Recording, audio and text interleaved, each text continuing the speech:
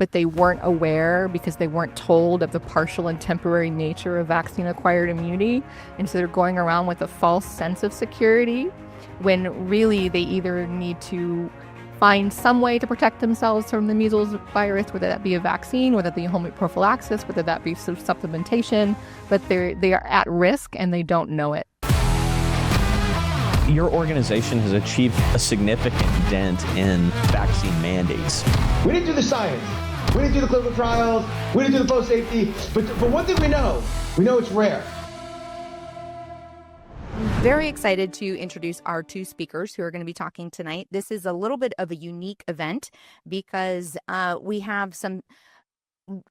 On this topic, one might think that you need to only have medical experts. That's the only people who are allowed to weigh in on this. There's actually a lot of conversation, I think, right now that if you're not an expert, you really shouldn't be talking about certain things. So I'm particularly excited because these two women, they are experts at modeling good conversation. And that is really, truly what we are trying to do, is help build bridges and have those conversations on these very tough topics and be able to still have a relationship. So I'm particularly excited to have these two today. This is in response, by the way, the topic that we're doing of to vax or not to vax is in response to the AAP's recent policy statement trying to eliminate non-medical exemptions. Now, I understand, we already talked about this. We know that there are some states that already have that. You're already not allowed to have any other non-medical exemptions. However, this is a push to do it really nationwide. So we're gonna talk about that. So my first speaker is Carrie Bigford. Carrie is nearly 25 years ago, after losing a loved one due to vaccine injury, experiencing the abandonment that follows a vaccine injury, and discovering the safety and liability issues inherent in the vaccine program, Carrie made the choice to become a fierce and vocal advocate for medical liberty.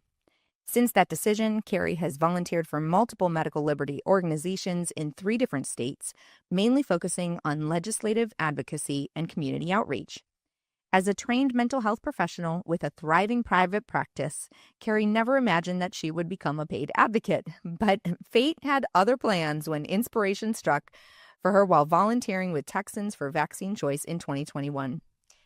She decided that she would combine her professional knowledge and personal experience as a volunteer advocate to create a complete medical liberty advocate volunteer training program. Texans for Vaccine Choice supported Carrie's efforts and offered her a full-time position as outreach director, and Effective Outreach was launched in January of 2023. The addition of the volunteer training program revolutionized the organization and has enabled them to maintain 100% bad bill kill rate, pass 12 protective pieces of legislation, train nearly 100 volunteers, place active medical liberty advocates all over Texas, and cement status as the most effective state-level medical liberty organization in the country. Well, by golly, you have not done anything at all, have you? No, I've been very bored. Yeah, I can tell. He just probably sit around and do nothing. And representing, it's with the organization of Texans for Vaccine Choice, you guys might be able to figure out which side that she is advocating for.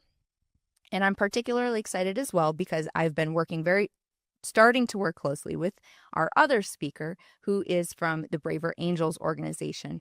We are united in our goal to help bridge these or create these conversations to bridge the gap, which makes me very excited to have you here representing the other side. So for pro-mandate, basically. And this is Jesse Menisto is a former CIA leadership analyst, Google Policy Fellow, political activist, and founder and editor emerita of Third Factor, an online magazine, podcast, and membership community dedicated to the search for the higher path. With interests in psychology and philosophy, she was drawn to the Braver Angels debate program as a way to productively channel that intellectual energy that we so often use to process or to cloak our more vulnerable emotions. After getting deeply involved in her local alliance's debate program, she was thrilled to come on board as Braver Angels Director of Debates in 2024. Welcome, ladies. I am so excited to have you both here. Having us. Yeah. So I'd like to start out, and the goal here, this sounds a little bit like a debate, but it really is intended to be a conversation. So we'll call it a debate-inspired conversation. And so, with that in mind, I'd like you each to lay out sort of the foundations of your perspective that you're representing. So, Carrie, do you want to start?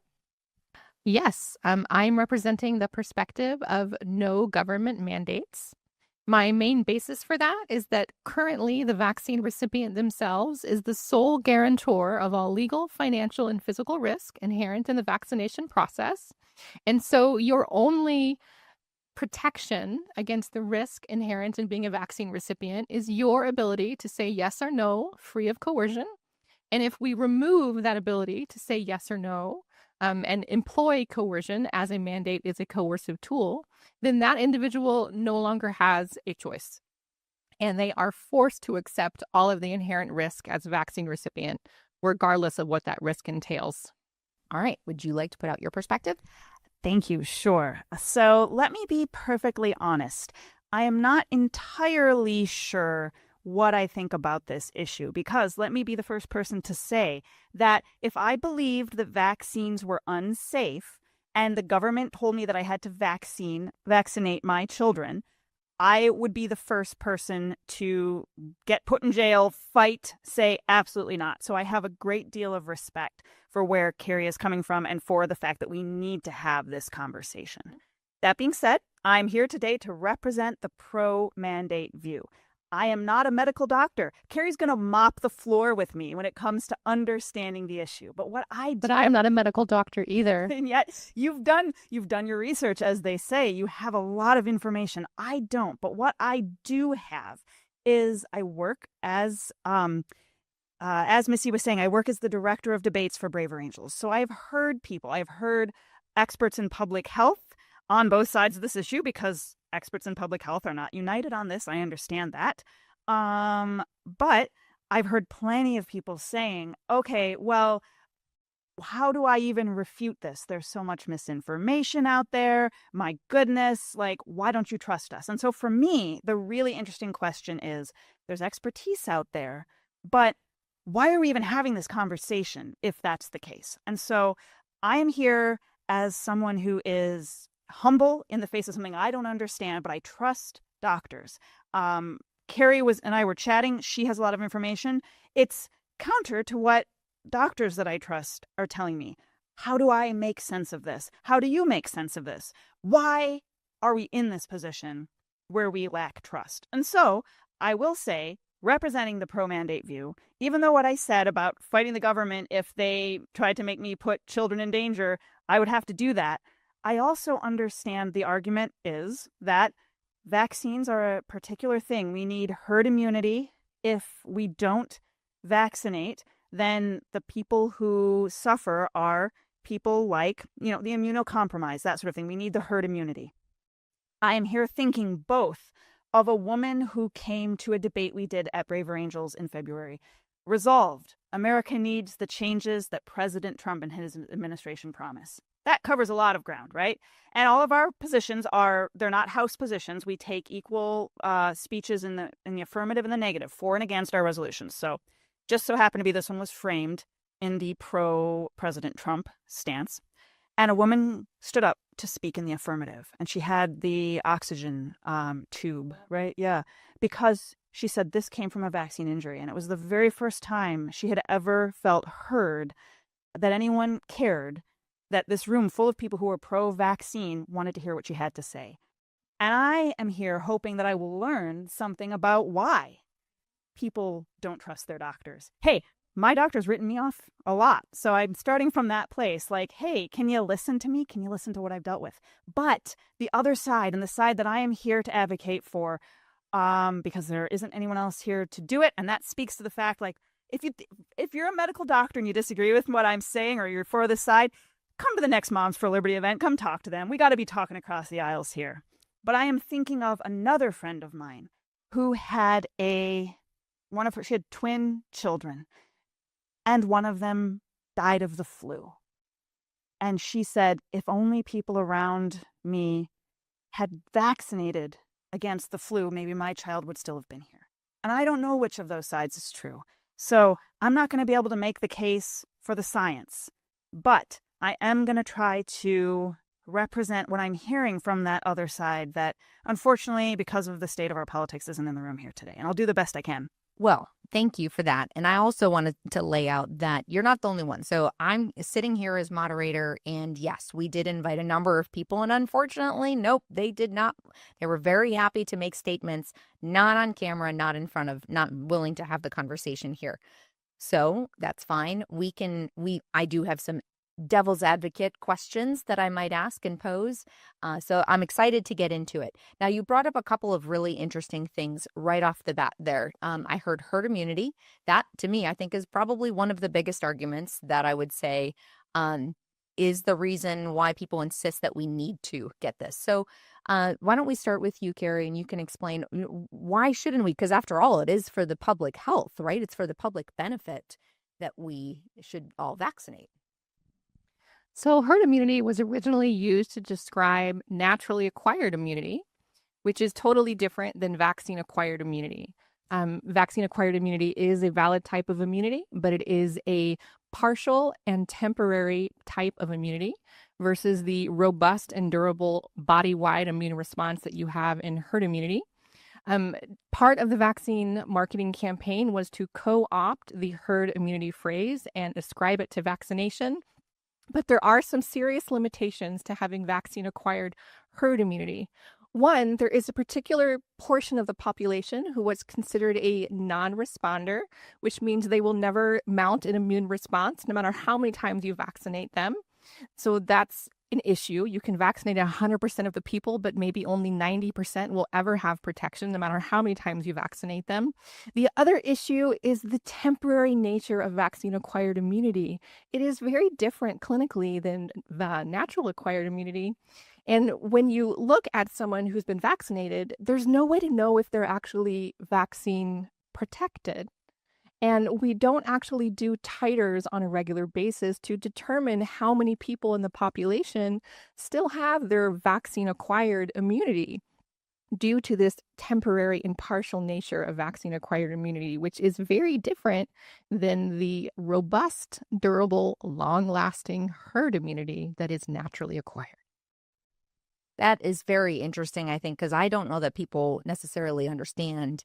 I did not realize before I started really researching this that there is a difference between naturally acquired and vaccine acquired. So that's interesting. Also worth noting that vaccine-acquired immunity, one of the other pillars that makes it identifiably different is that vaccine-acquired immunity isn't passed on to progeny. Whereas when you get a natural infection, let's say you get the measles and you give birth to a child, that child is going to be born with an immunological benefit that came from you having a durable, robust, body-wide natural infection of measles that you survived and were able to pass on to your progeny. Whereas part of the temporary and partial nature of vaccine-acquired immunity means it does not get passed down to progeny. So that can create an issue generation over generation, depending on which pathway of immunity acquisition you choose to take, natural or vaccine acquired. That's a really interesting additional context. So how would the other side argue that this is one of the most important points if we are going to try to advocate for herd immunity when it could either not necessarily last or people aren't really fully protected? What's the other perspective there? Well, again, not being a public health expert at all, but just being a person trying to make sense of this, what I would come back to is the fact that my mom and dad have scars right here from their smallpox vaccinations. And I don't know anybody who has had smallpox. I don't know anyone who has had polio. I don't know anyone who has had measles. Now, I do know that there have been outbreaks of measles coming back. Well, I haven't heard of an outbreak of polio, so maybe that's an interesting thing for us to get into, but I have heard of the outbreaks of measles, and those have been starting back up since more and more people have been opting out of vaccines.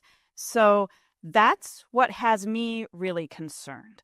And especially, I've heard people say, well, measles isn't that bad, but children do die of measles. And so that's the real question that we're facing, right? And what I want to emphasize is that I know that people on both sides of this are acting out of care and a desire to protect children and people in general. So that's the world I'm looking at. Like, I'm not afraid to go to the swimming pool in the summer the way my parents were as children. Why is that? That's the place I'm coming from. That's a really valid argument. I've heard that before. That seems to be a common. I agree. I don't see anyone who has smallpox. So how do we respond to that? So, one, it's important to understand the history of vaccines and vaccinology and the evolution of how these products have been created. So smallpox is a very old vaccine that basically they took a live whole cell virus and injected it into another person. And there was a very high adverse event rate and a very high bloom of cases of polio after smallpox that they started doing that, because it was basically giving you a live guaranteed exposure, so much so that they changed the way that we're creating vaccines and moved away from live whole cell derivatives into a live attenuated or a fully killed attenuated version, a weaker version, because the side effects from the whole cell, while very effective at producing sterilizing immunity in those that could sustain the toxicity of the vaccine, it did create a big problem in terms of adverse events. So they did shift the program. And it's important to recognize that the smallpox vaccine, the methods that they created that don't even exist anymore, because the safety profile was so disastrous, even though it did provide a sterilizing immunity effect in terms of stopping the suppression. That is true. It came at a cost, and the public health bodies as a group decided that that cost was too high, and they began to shift the vaccine program into a more partially or fully attenuated, which means killed, version of the viruses to try and mitigate that risk. And the downside of that is that we get breakthrough infections. It's more temporary and partial in nature rather than a whole cell reaction. The vaccine of the smallpox era was very, very different than the varicella vaccine of today. Okay, so I just want to say one thing, because I see you taking notes, and I definitely want you guys to just feel free to have this conversation. Like, you don't always have to come to me, but that is such an interesting point, because I'm hearing that on the one hand, it seems like vaccines we had a positive, right? That it became safer to get vaccines because of the different types. Right. Yeah. Yes. So that's great. But then on the other hand, we have a downside that now they're not as effective. Is that okay? Interesting. Sorry, I just want to make sure that I heard that correctly. Yeah. The original dream of the vaccination program was to have them create what's called sterilizing immunity, which means it stops the transmission and infection of whatever pathogen that you're vaccinating for. But the adverse event rates were so high and the breakthrough infection rates were so high that they moved more into an attenuated, weaker version. But the downfall of that is that most vaccines today create what's called non-sterilizing immunity, which means their intended purpose is to reduce the severity of symptomatology in the recipient alone, but they're not actually designed to prevent transmission or infection to another. All right. Feel free. Okay. Yeah, no, I'm trying to learn here. I want to understand what the arguments are, because again, I'm trying to make sense of this. I appreciate you so much, Jesse. This is fun. This is fun. This is what we need more of, right? Like epistemic humility. That's the thing we talk about all the time in our program, right? Like, oh, I don't know. So, okay, a couple questions that I have. Sure. First of all, we are talking about a mandate here, and I hear you. One thing we agree on, right, is that you are not against vaccination. No, I am not against vaccination. Yeah, okay. I support an individual's right to choose. Yeah. Look at me. I'm like, look at what the other side is saying. Like, this is let's make sure we get what we're actually disagreeing about. But the risk assessment, it just strikes me that it's very different now, because we haven't had to face the fear of things like smallpox or polio. And so I assume that back then people were rushing for these vaccines because whatever risks there were, most people were deciding that it is better to have the immunity if you believe it's going to work. Now maybe they weren't rushing for it. Maybe it was terrifying. Maybe it was like, this is going to make me sick. So I'm thinking this through out there, right, as I talk about this, right? But my understanding from what my parents told me when they were kids is that it was seen as an incredibly miraculous breakthrough that changed the way they spent their summer vacations when that polio vaccine became available. And now, is it just that we weigh that risk differently? because we haven't lived through that. And I say that with humility because I do believe like vaccine injuries are real. And so we are asking somebody to carry a risk. And so that's where I'm sitting. That's where I sit with this question of mandates. Because I also know, or at least I'm told, with this herd immunity thing, it doesn't work. Or it doesn't work as well. People will get sick if we don't have a certain rate of vaccination. How do we know we have a certain rate of vaccination when we're not checking people's titer levels? How do we know how many people are vaccine protected? Can you just clarify what you mean by the titer level, checking the titer levels? So vaccine protected means you have a blood antibody test that shows up at a certain level that demonstrates that your body still has a strong immune defense response to a particular pathogen. And without the presence of titers, you are considered unprotected. We don't check titers.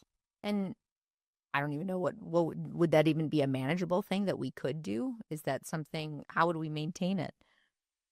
Yeah, we don't check titers right now. And again, we have the responder, non-responder issue to consider also, that certain people, no matter how many times you vaccinate them, will never mount an immune response and demonstrate a positive antibody titer test. So if we're mandating that they get it over and over, we're just doing it basically for nothing. I have a friend who was a nurse in California who had 8 varicella vaccines because they're a non-responder before they gave up.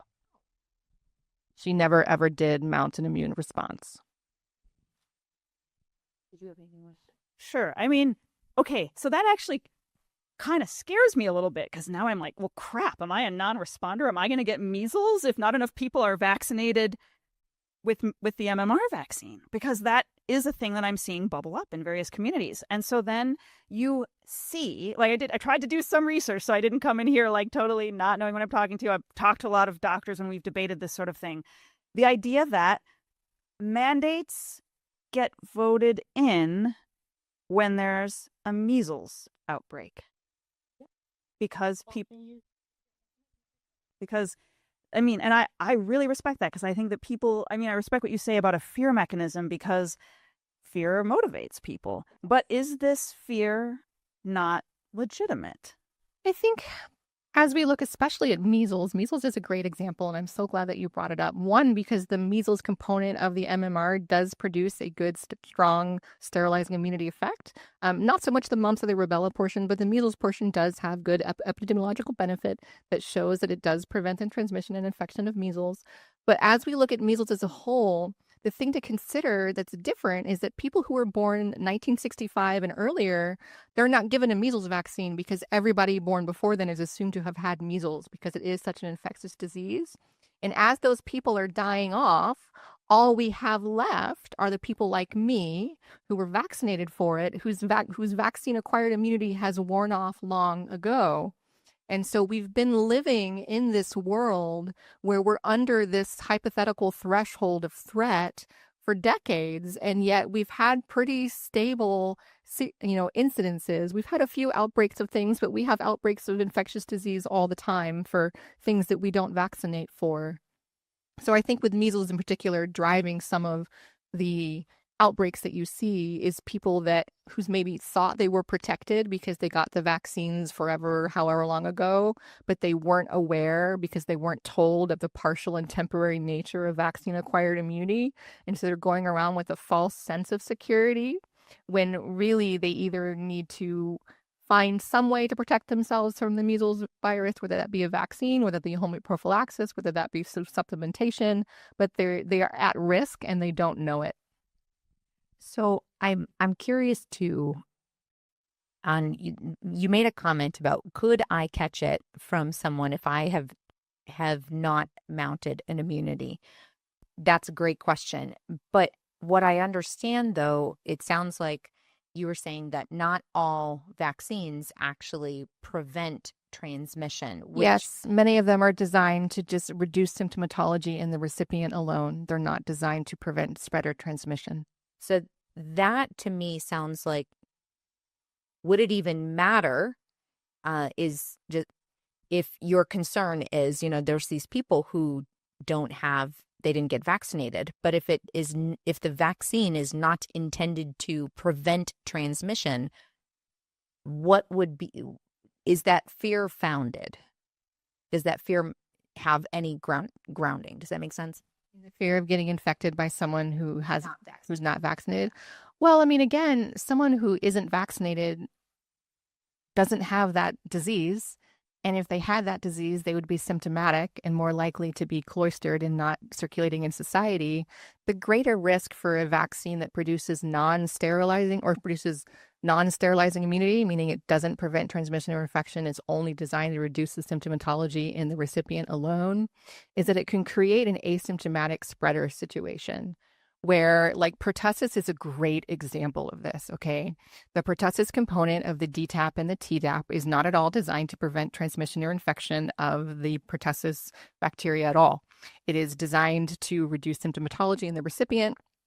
There are lots and lots of evidence-based articles, and all of them on the CDC and are well aware and well, read, that it colonizes in the throat up to 3 to 6 weeks post-vaccination, depending on your own individual makeup. And so let's say you get this vaccine to protect your grandchild from pertussis, because that's what they tell you to do. They had all of those commercials with the grandmother wolf, breathing on the baby. But the reality is that person goes and gets a vaccine thinking they're protecting others, but all it does is reduce symptomatology in themselves. After they receive that vaccine, they become a carrier because they've been exposed directly through intramuscular injection with the pertussis infection itself. And so it's colonizing in their body without symptomatology being expressed. So that new recipient doesn't know, because they aren't fully informed on the risk of being a recipient of a non-sterilizing vaccine. And so they go and engage in society as normal, including breathing and kissing on a new baby who would indeed be very vulnerable to pertussis, whooping cough, right? And so this lack of awareness and this lack of honesty about what it means when it's a sterilizing versus non-sterilizing. There's certainly many reasons why you want to protect yourself from pertussis, and I am not here in any way to tell you that vaccination isn't one of the ways you can do that as an individual. But the reality is it causes colonization in your throat and upper respiratory mucosa. You cough, sneeze, clear your throat. Those bacterial droplets get spread around and they infect other people because you have injected that into your body. And you don't realize that you're spreading it. No, because you were not told through informed consent what that means. Which is a whole nother thing, for sure. So I'm curious, did you have that knowledge, and not necessarily looking as a medical professional, just as one of us people? Were you aware of the differences in vaccination types? No, I wasn't. And I do think that one of the things I find most sympathetic about my esteemed opponent's side is that there's a request to just let us know things. Yeah. Don't coerce us, tell us what the risks are, don't hide these things. And I really sympathize with that argument. I do believe that vaccines are good, and most people, upwards of 99% of people should choose to get them, and the exceptions that were carved out in law should exist because we need them. But for everyone else, don't be afraid of the vaccines. To me, we talked about fear, right? Like, I still am. I don't think it's just fear mongering. I really am afraid of getting measles, or even worse, polio. I think we should be afraid of that. I think that's a healthy fear. Fear is adaptive in some cases. You just want to make sure that it's in line with reality. But don't condescend to us, right? Like, tell us what we need to know. The warnings that, the state of California, I don't live in California, the state of California requires us to tell you that this plastic causes birth defects, and I'm afraid to use the plastic now. So if that could make people trust vaccines, I'm all for that. Like, let's talk about what the risks are so people don't feel like there's some sort of, conspiracy to force this on people. Like, there's a risk in everything in the world. So I just wonder what do you think, Carrie? Like, is there a level at which, if you were informed of these certain things, like, what would you need to be informed of to say, hey, this is enough? We can trust these vaccines. And to even, dare I say, because I know you're for choice, you're for letting other people. Is there anything that you could that you could be done to make you trust this system enough that you would even be pro-vaccine? Yeah, I mean, one, I would love to see liability restored to manufacturers and administrators, as I think that would create an incentivization process that would result in a safer and more effective product. With regard to your fear, in terms of fear of illness, that's a very valid thing. And I'm not here to tell someone how to protect themselves from infectious disease. That is a concern. I would like to point out that we vaccinate for a handful of infectious diseases, maybe two handfuls, where it's like 14 actual infectious diseases plus a bacterial infection in the name of tetanus. But there are thousands, if not tens of thousands, of other infectious diseases. But we've been trained to focus to be afraid of the things for which there is a vaccine, rather than looking at a holistic approach of overall infectious disease prevention. Things like good diet, good sunlight, lots of movement, healthy supplementation to optimize your, gut microbiome where 70% of your immune system lives. I mean, we don't talk about that way to mitigate risk. There are many ways to protect yourself from infectious disease. Vaccination is definitely one of them, but it's not the only way, or depending on your individual health history, maybe not the best way. So what I'm hearing, though, and this is an interesting point, because I think this is right. We have a loss of trust in, like, why should I listen to the government? I can't trust you at all. So how do I know that what you're actually telling me when you're mandating this, that you have my best interests at heart? So that, in which you're saying, great point, that there's no liability there. Yeah, and they're also legally not required to disclose any risk of harms. I happen to have here, just for divine providence purposes, really, I have a copy of a CDC document. Dun-dun-dun. Where is it? Right in here somewhere. There it is. You can see right here. Let me open this up, pull it out. This is directly from the CDC document called Vaccine Information Statement, the History of the Vaccine Information Statement. It is a table where you can see when the NCVIA was passed in 1986, you can see these 10 robust points of required informed consent. Okay? They had to tell you all kinds of things, including alternatives, the risk that happened in the trials. They had to disclose precautionary measures that legal representatives should take to reduce the risk of any major adverse reactions, early warning signs or symptoms to which representatives should be alert as possible precursors to major adverse event reactions in some. And then in 1993, they took away 60% of your right to informed consent as a vaccine recipient. And then in 2016, they reduced it even further down to 2 points, to where legally for any childhood vaccine on the schedule, of which all of the vaccines recommended today are on the childhood schedule because of this NCVIA protection, they only legally have to provide you with a website address somewhere in the appointment notes, alerting you to the existence of the NCVIA and the existence of VAERS. VAERS is the Vaccine Adverse Event Reporting System, and the NCVIA is the National Childhood Vaccine Injury Act of 1986. You can find this document at cdc.gov, enter into the search bar History of the Vaccine Information Sheet, and a long document describing the very sordid tale of your loss of informed consent rights is there. But this table is also there too, pulled directly from the CDC. So when you talk about lack of trust, they have passed literal federal laws about not telling me what the risk is. And as an advocate, I have sat in bill hearings. One in particular was a wonderful consumer rights bill in Colorado. It was HB, I think, 1383. I can't remember the exact bill number now. There's so many bill numbers. But it was an informed consent bill, and it was a vaccine consumer rights bill. And we were there advocating for the bill, providing people with robust informed consent prior to vaccination that was more in alignment with the 1986 rules. And all of the other side was testifying that if we provide informed consent at this level to recipients, too many people will say no and the program will crumble. Therefore, we cannot pass this informed consent consumer rights bill. So I'm going to step in, kind of playing devil's advocate a little bit with Jessie here, because I'm curious. Because I always like to take a step back and try to be objective. And I can see an argument that people might say, well, it's not sometimes there are people that know better, right? So let's apply it to Moms for Liberty. As moms, we generally assume we know better than our small children. We know that it's better for you to not eat just ice cream and chocolate cake. We know that, and we're going to enforce that whether or not you as a child want that. So I know that's a very simplified, clearly example of it. But again, this is just from that perspective. If they see, these doctors are saying, the medical boards, et cetera, are saying this is important. You need to do it. And you, if we tell you all these things, you might know just enough, because there is that fallacy. I forget what that law is. There's like a rule that when you know just enough, then you think you are like an expert, and in reality you aren't. And I can't think of the name of it, but it's very interesting. Dunning-Kruger. Yes.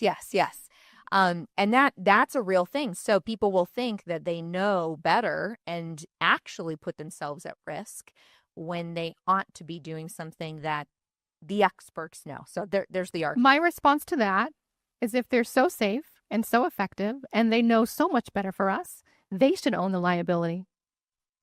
I'm curious. Add anything you like?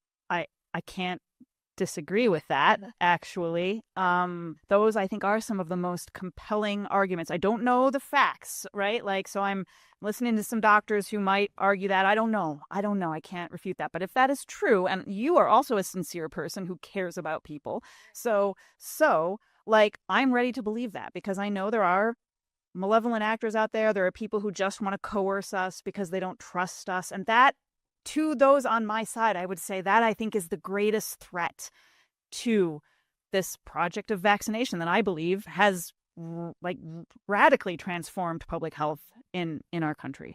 And so I cede that readily. If that is not, if we feel like things are being hidden from us, I'm going to come over to your side and say, like, hold on a second, right? It's not even a feeling that they're being hidden. It's that actual federal laws have been passed and amended to restrict your ability as a vaccine recipient to even be made aware of the risks inherent in the vaccination program.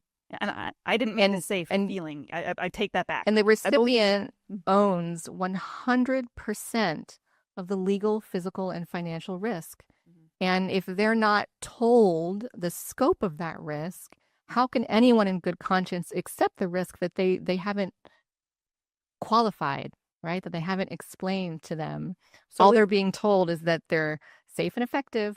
So if we took out that, I think if we restored liability, our entire vaccine program would dramatically change in a very short period of time for the positive in terms of safety and efficacy for the recipients. Before the NCVIA was enacted in 1986, the vaccine manufacturers were a very small portion of pharmaceutical business in general. They were facing extreme legal losses due to injuries from the DTP vaccine, which was the precursor to the DTaP-Tdap combination. It was the whole cell diphtheria, tetanus, and pertussis vaccine that they stopped making because of how many injuries were happening. And all of these pharmaceutical manufacturers lobbied Reagan and lobbied Congress saying, hey, we are losing it in court due to all these injuries. We're going to stop making vaccines unless you can give us complete liability protection. And if they were to restore liability again, I think we would see a dramatic shift in the ways in which vaccines are manufactured, administered, and discussed by public health authorities. You can see it now with the interim period of revocation of the EUA for the COVID vaccines. A lot of pharmacies now are requiring a doctor's note or a prescription. They're no longer willing to just carte blanche vaccinate because there is a gray area of liability. And so all of a sudden, you need a reason. That's interesting. And what are your... Yeah. Okay. So I'm definitely coming up with questions that now I want to go ask a lot of different people, because I trust a lot of different people with different views on this about liability, right? Like, is there any defensible argument for like frivolous lawsuits or things that really weren't caused by vaccines? And we know that there's a defensible argument. Like, those are all interesting questions. I cannot answer them.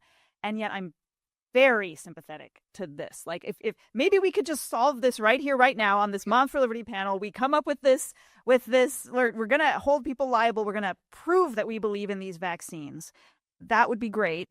I'm 100% for that. Again, I'd like to ask the questions like, what am I missing?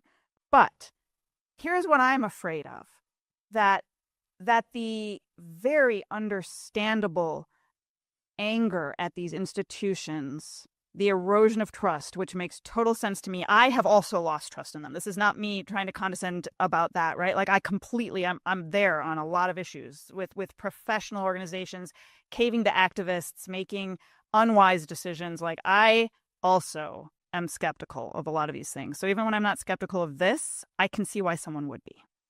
Here's what I'm afraid of.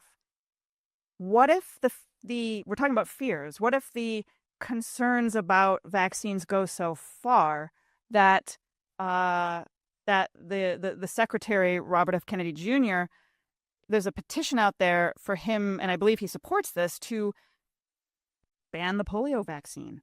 I'm not for that. I don't want polio coming back. I like going to the swimming pool in the summer. So that scares me. So how do we get that? How do we deal with trust? How do we get the right protections out there so that trust in the system is preserved? So going back to your earlier point of not understanding the lawsuits that brought about the changes to the informed consent laws, I would redirect you back to cdc.gov, to that history of the vaccine information sheet. I had a table that was excerpted from there, but it's a multi-page document that goes back to the early 70s to one of the groundbreaking lawsuits, which was Reyes versus Wyeth Laboratories, in which a catastrophic injury happened after a DTP vaccine that was not fully disclosed, even though there were known risks. And that started the process of requiring informed consent. And you can see there that those injuries happened, and you can read the story from the government's perspective because it's a government-generated document, and you can learn about how they came to these conclusions of changing your informed consent right. And in terms of one, I would love to see your source about RFK taking away polio, because I think it was hypothetical. Okay, because he's not an anti-vaccine man. He has no intention, as far as anything I've ever seen, of him banning vaccines. I think there is a possibility that he could change the safety testing requirements for vaccinations. Like, he's already shifted that some by requiring an inert placebo, which has never been done before for any vaccine on the schedule.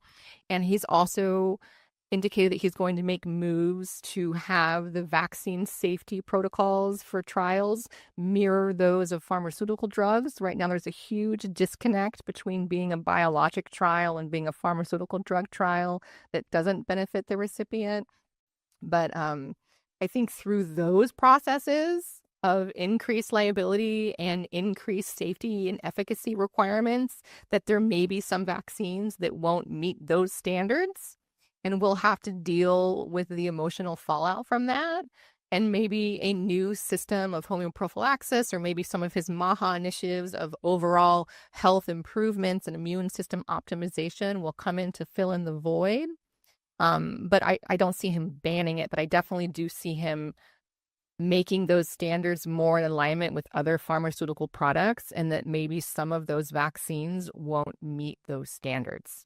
I think you make a good point, though, here. So both of you do, because what I'm hearing, and please correct me if I'm wrong, is there's concern on the pro-vaccine side that people's lack of understanding is going to go so far to the extreme that it's that whole pendulum swing that now we're ending up doing ourselves harm, which hopefully it won't go to that extreme. You're saying because we believe that the person in charge is not actually too easy. There's definitely a potentiality of people going too far and not trusting in public health. But again, the public health authorities deserved this reputation in this shift because they were so egregiously dishonest during the pandemic times, and they were discovered even before then to be dishonest about a lot of things regarding public health. There does need to be some type of trust restored, but I I don't have an easy solution other than having wonderful, loving, connected conversations with people to try and build bridges where common ground can be found. And there's so much common ground to be found. And I do think we've gotten there. We're running short on time, so I want to get us close to wrap up. Although I will say, bummed on that because there was a particular statement you just made about us being litigious, and I was prepping for this as well, and that was a thought that I had, an argument of why the liability was taken away, because frankly, America's a little bit of a litigious country. Yes. And so I could see that being a real concern. Are we putting the public health, like now, if these companies won't ever manufacture anything because of ambulance chasing lawyers, which there's plenty of now, they're going to bring a lawsuit for absolutely no reason. How do we separate those and end up with a true situation? So for that, I would direct to pharmaceutical drugs, okay? Where pharmaceutical drugs have liability. There are recalls for pharmaceutical drugs every single year. Every single pharmaceutical manufacturer has been convicted of criminal crimes for fraud, racketeering, falsification of safety data on things they have liability for, right? So that's something there. And when you have a trial where you're trying to prove causation, you have a process of discovery, right? In that process of discovery, you're able to get lots of information from the other side to determine what they knew and when they knew it and how much they actually disclosed it honestly to you, the patient. And you can see like examples with like the Johnson & Johnson baby powder. They knew for 4 decades that there was lead in the baby powder and that was causing problems. And they hid it. Why did they hide it? Because they could. How did we find out? Through legal liability and discovery. And so any claimant is going to have to prove through the judiciary system causative effect through the process of discovery. So litigious false claims in medical stuff isn't so much a thing as like, oh, I slipped on a banana peel I put there myself and now I'm suing your homeowner's insurance. Okay, that's a great a much higher bar. And so when you look at pharmaceutical drugs, there aren't a lot of frivolous litigation regarding harm. And even with pharmaceutical drugs, it is a hard road for an injured person to prove causation in the judiciary. Okay, so that's an excellent point. We are right at time. So I do want to give you each a chance to say a quick closing statement, and then thank you. And where people can find you. Sure. I think I feel like I've learned something that's going to keep me learning about this discussion and just how to have better conversations about public health when there's not always experts around. There's an expert on one side who disagrees with an expert on another side. And how do we as Americans make sense of this when we don't know? We didn't even get into questions of expertise, which we could go on and on about.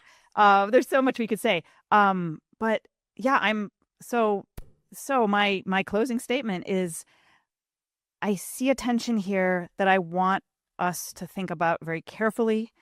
It's that freedom versus interdependence and the assessment of risk. And how do we, as a healthy society, respect people weighing those two competing goods?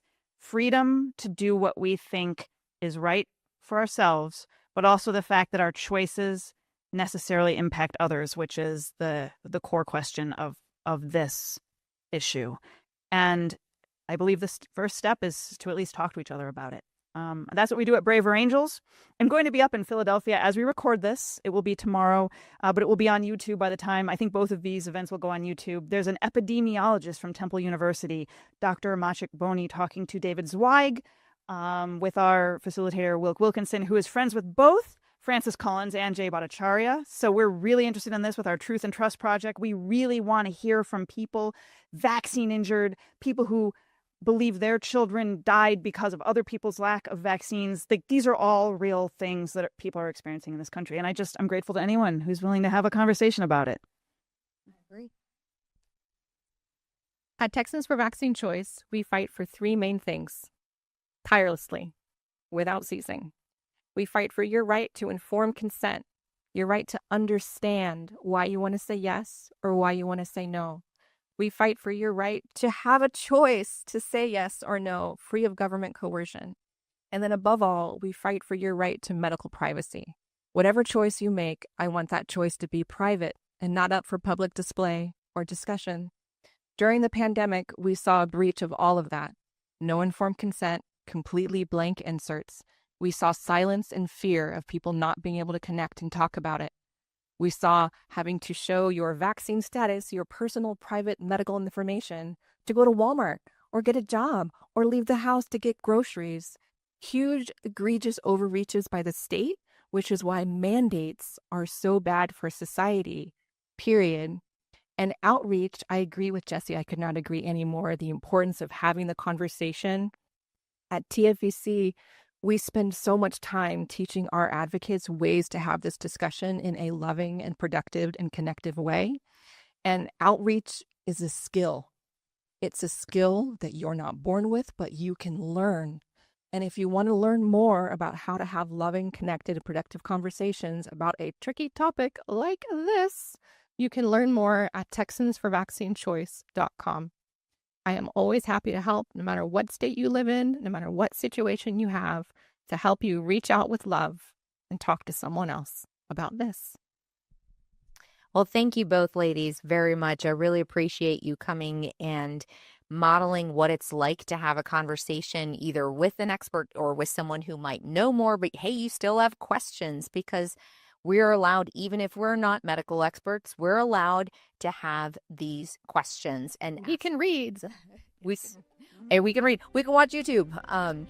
Although some things on there are questionable, but in any case, thank you very much. I hope you found this educational and you feel equipped to be able to go and ask some questions yourself and start that conversation, because that's really our goal here, is to build engaged citizens, not enraged activists, of course. And as is famously said by James Madison, the advancement and diffusion of knowledge is the only true guardian of liberty, which is, of course, the mission of M for All Academy. Thanks again, and we'll see you next time.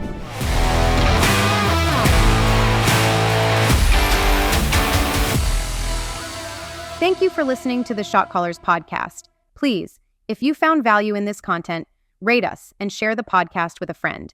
It's a great way to get the message out and to empower everyone to make informed decisions. Until next time, never forget, we are the Shot Callers.